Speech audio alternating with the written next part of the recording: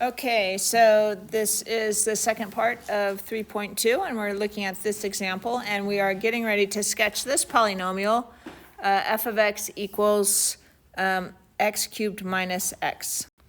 Okay, so one way to sketch things is you can plug in points. So if I have x and then f of x, also known as y. If I put in, let's start at negative 2. If I put in negative 2, I get negative 8 minus 2 is negative 10. If I put in negative 1, I get negative 1 cubed is negative 1 minus, if I put in negative 2, I minus a minus. That's not right. Let's do that again. Negative 2 cubed minus a minus 2 is 8 plus 2. Negative 8 plus 2 is negative 6. I did that wrong. There we go.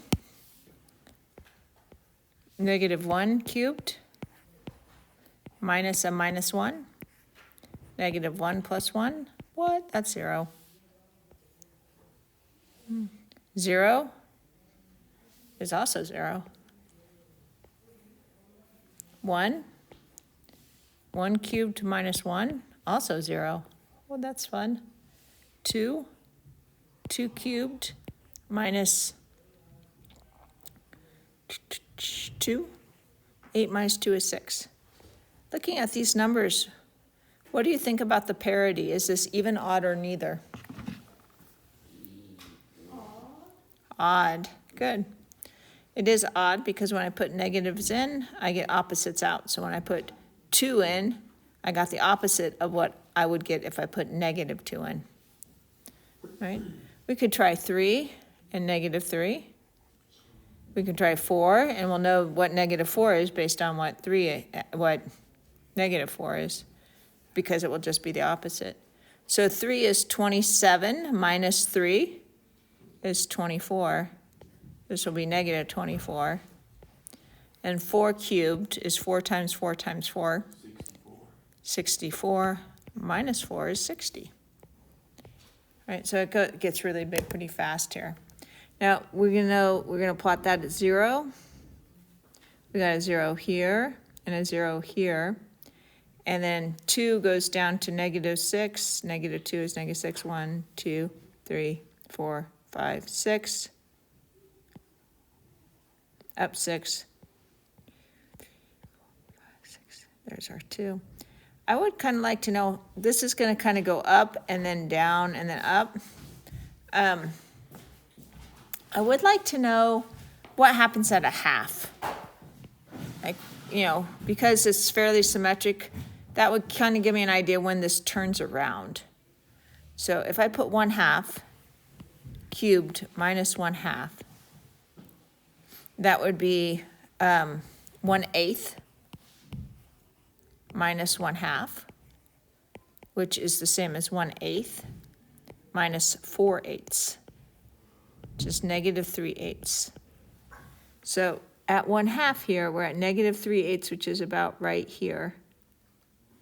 So it's going to go like that. That gives me enough to kind of build that curve in, right? To know how far down that's going to go. And I can sketch it by hand. Okay, so there we have it. You notice our end behavior is what it's supposed to be. It should go off to positive when it's positive, because this is an odd function with a positive coefficient. All right, let's go over multiplicity rules. So you know how when we factor something, like when we factor a quadratic, we get something like x minus something times x plus something equals 0 kind of thing, when we factor it. And then we see we have a 0 at 2 and a 0 at negative 3. Okay. If I have something like this, x minus 2 squared times x plus 3 equals 0, then I still just have zeros at 2 and at negative 3. Those are still my zeros. But what happens here, nope, because it's just x minus 2 equals 0, or x minus 2 equals 0. Both of those just give you 2.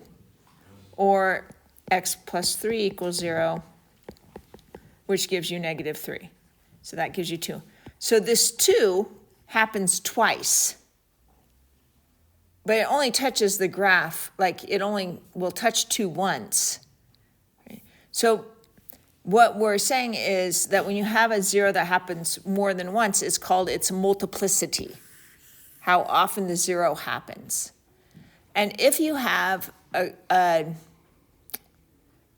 odd number of multiplicities, it's going to, like if this negative 3 only happens once, it's going to go through the graph, it's going to go through the negative 3 and keep going. If you have an even number of multiplicity, then it bounces off, it will bounce off the x-axis. It won't go through. So the difference in, let me show you an example. Let me just show you the graphs. Like if I were to graph that x minus 3 times x plus 2, if I were to graph that, that would be a parabola that goes through here, crosses through it crosses through it. I had bad signs. Let's use the same signs as before. There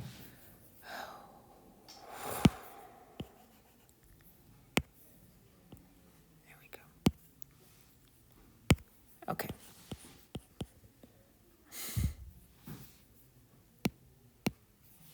Okay. So this would cross through at negative 3 and at 2. So it's a parabola. It comes down, it turns around at its vertex, and then it comes up at 2, and it goes like that, okay? That one. Versus if I were to graph this cubic.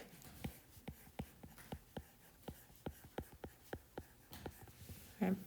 This one would go through negative 3, come up, turn around somewhere, go back here. At 2, it will come down to 2, bounce off the axis, just touch it 2, and then go on.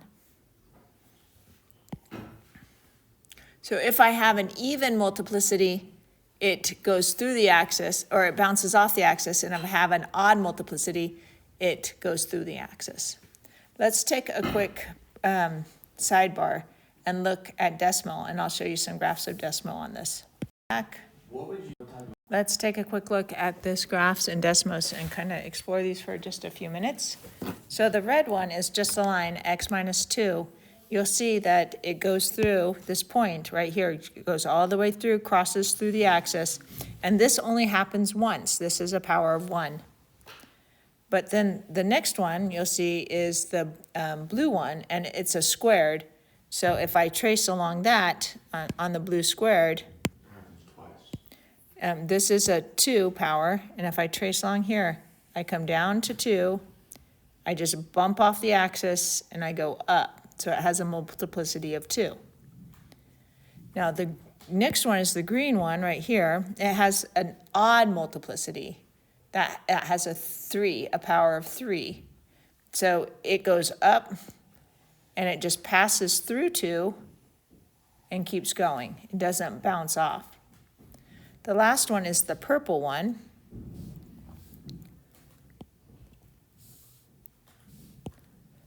And so this has a multiplicity of 4. So again, it comes down, it goes to the axis, it doesn't cross the axis, it just bounces off 2, and then it goes back up. All right? So depending on what the multiplicity of your 0 is, like how many factors repeat, will tell you if it goes through the axis or if it bounces off the axis. Does that make sense to everyone? Mm-hmm. Okay, let's go. Real life issue, would you be looking for that? Well, it helps us analyze the graph so that we know whether or not it crosses through and then moves on to infinity, or if we know if it's going to bump up and then go back up. So that'd be like an engineering or science? Yes, type? for those Where types would of you things. use that in? So so like the truth about like applied mathematics is that while all this math is important, when you actually get into like applied mathematics, you're using it, but not in the same way. It's not like you're like, oh, I've got to factor this polynomial to get this to happen. I mean, factors of polynomials are incredibly important, especially in like a field like cryptology. Like, so whether or not a polynomial is irreducible or not is how we protect our credit card information from being scammed, because we use irreducible polynomials to protect it as part of the cryptology, as part of the code. But it's not like people are sitting around trying to factor polynomials. It's the theory behind it, but there's technology and stuff that does most of this type of work for you. So it's a little difficult. It's not like I say, yeah, if you're an engineer, you're going to walk around and you're going to be like, oh, I got to factor this polynomial and I find it has a root 2. You know, that's not really a reasonable expectation of how you apply this mathematics. So anyway, all right, it says determine the multiplicities of the real zeros for the following functions. Does it cross the graph at the x-axis or just touch it? So on this one, so it's going to cross at 6. Oh, silly. It's going to cross at 6.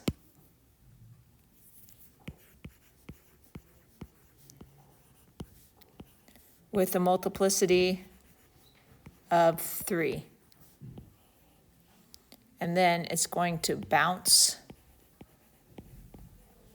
at x equals -2 because it has a multiplicity of 2, an even multiplicity. So now I'm going to factor this, and you're going to tell me. I take a t out, and I get t squared plus 2t plus 1. And if I factor that quadratic further, I got t plus 1 squared. So this is going to cross at what 2 points? Or where are the zeros? 1 At -1? and positive 1? Nope. When does t equal 0? T equals 0 when it's 0. When t is 0. So we're going to cross at 0, and we're going to bounce off at -1. So this is going to, the end behavior looks like this, right? We're going to cross the graph at 0. So it's probably going to be something that looks like this. It's going to come up, bounce off of -1, come back, go up through 0, and go like that. So this would be an even. It has an even multiplicity at -1 because it bounces off at -1. It doesn't cross through. Right? Okay, when you are sketching a graph, sometimes we're going to look for the local and global, sometimes local, extrema, which means the local maximum and minimum. That means where the graph turns around, where there's a hump. Now this actually does have a fair amount of like actual real life application, because a lot of times you'll model things like profit and loss with particular curves, and you'll want to know where the profit is maximized or where the loss is minimized. So this has quite a bit of, like real life application, I suppose.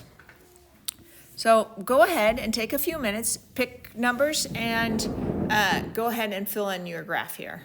So let's take a look. So tell me, we know that it has to go like this. Our end behavior heads down this way, right? We know that it bounces off at 0. We need to know what is 1. 1, 6. And what is -1? 6. 6, great. 1, 2, 3, 4, 5, 6. What other numbers did you choose to try? -1, -2, and +2. So what's 2? 2 is 16. So the other one's obviously 6. 2 can't be 16. 2. 2, it has to be 0. And negative 2 has to be 0, because we already did those, right? 2 to the 4th is what? 8. Times 2 is? 16. So negative 16. 2's, Wait. 2 to the 4th is 16. Yeah, 16. Times 2, 32. right? And 2 squared is? 4. Times 8 is? 32. 32. So you have negative 32 plus 32. Okay. So those both are 0. Did anybody else try any other numbers? No. Just those? Okay. I might have tried to try 1/2 and see exactly where that maximum, that local maximum is going to turn around. But so if I tried 1/2, if it's less than 6, I know that 6 is probably my maximum, right? So if I try 1/2, I'd go negative 2, 1 over 2 to the 4th is 16, plus, and then 1/2 squared is 1/4. So this would be negative 1/8 plus 2, which is negative 2 1/8. So it's down here. So it does come down. Bounces off the 0, remember, comes around, bounces off 0, comes up, and goes down. So that's what our graph would look like. Now, our local maximums are right here. And those are actually global maximums where they turn around. They're global because there's nothing higher on this whole function. A local minimum would be right here. Because in this part of the graph, that's where it turns around. That's the smallest part of the graph. But it's not a global one, because there are numbers on the graph that are lower than that number, like all of these. It's just that locally, right in this area, that's the smallest number. Okay? Let's take a look at our next set. Right? Relationship between x-intercepts and factors. I think this is a review for most of you, but if you have... First of all, if you have a 4th degree polynomial, blah, blah, blah, right? Something like this. The most zeros this can have is 4. It can't have more than 4 zeros. It can't cross the axis more than 4 times. It can't bounce off the axis more than 4 times. Right? The most it can have is 4. It could have fewer than 4, because there could be imaginary ones. It could bounce off the axis, but it can't touch the axis more than 4 times. All right.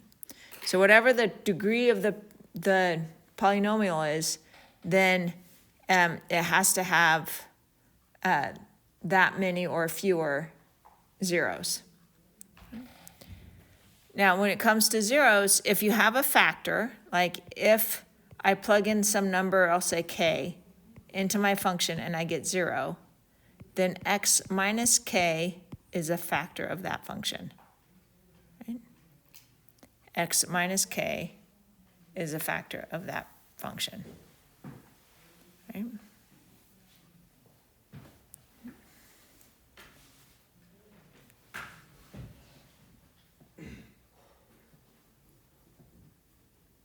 If it has some certain multiplicity, if it has a multiplicity of m, then x minus k to the m can be factored out.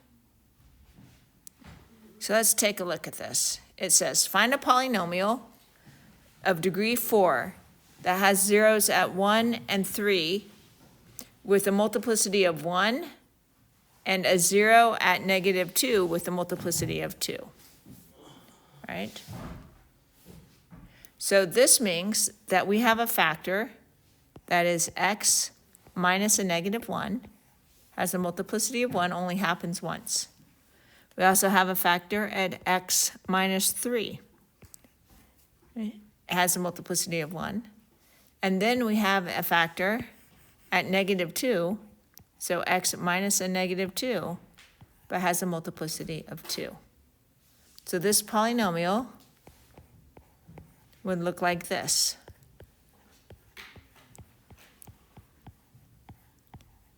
And if I was asked to multiply that out, it would look like this. X squared plus 1x minus 3x minus 3, multiplying those two out, times, foiling this out, x squared plus 4x plus 4.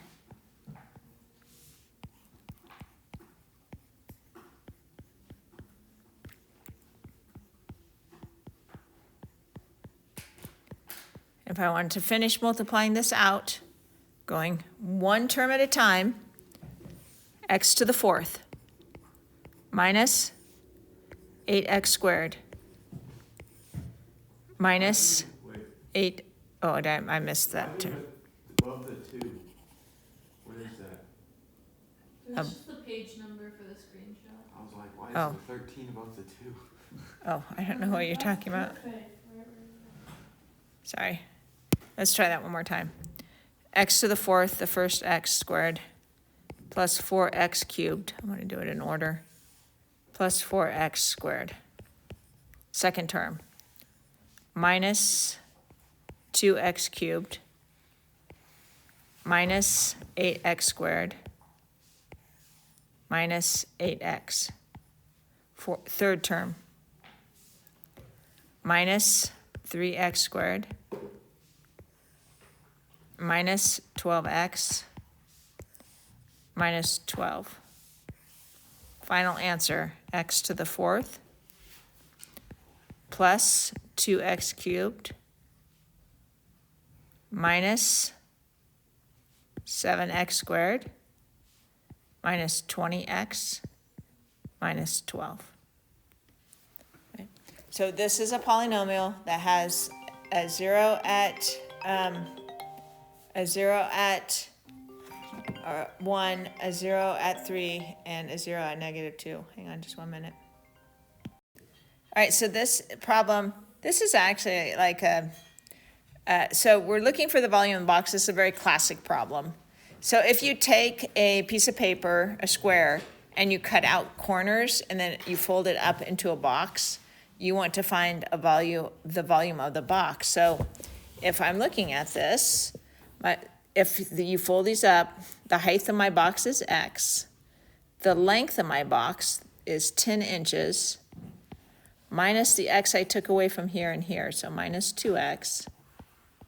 So this is my height, this is my length, and now I need width for volume. So height, length, width. My width is this distance here, which is also 10 minus 2x. Because this box is a square base. So it's not a square, it's not a cube, but it is a square base with x sides. Right, so now if I want to graph this, first of all, I notice that it's gonna have a 0 here. And if I set 10 minus 2x equal to 0, then this x is gonna be, what, 5? So we're gonna have a multiplicity of 5 here and here. How do you know the height's 0? I'm not saying the height is 0. I'm saying this is where this would cross. That at some point, at the point 0, this when x is 0, then this has 0 volume. Does that make sense? If I have this piece of paper, like visually, and I'm folding it into a box, if I don't cut any squares out, that has 0 volume. Right? And then it becomes 0 again. If this paper is only 10 inches wide, and I make my sides 5 each, It has 0. I have 0 volume again because it's flat and pushing a side. It's flat. So it just becomes like one sheet of paper again because I basically have made this so that it folds in half. And then there's no volume. All right, so the rest of this is going to look like we want to graph this. So I'm going to multiply it out and then graph it so that you guys can see. So here's the expression. I'm going to multiply this out. So I have to FOIL these guys. So I'm going to do the x last. 100 minus 20x minus 20x plus 4x squared. Okay. So I would graph this 4x squared minus 40x plus 100. So this is a cubic. So it's going to go,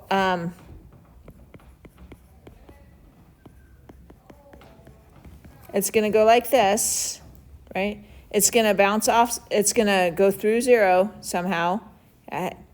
In behavior states, it's going to go through 0, and then it's going to come up, it's going to bounce off 5, and then go up here like this. And this is the part that we care about right here, because that is the part from 0 to 5 where volume makes sense.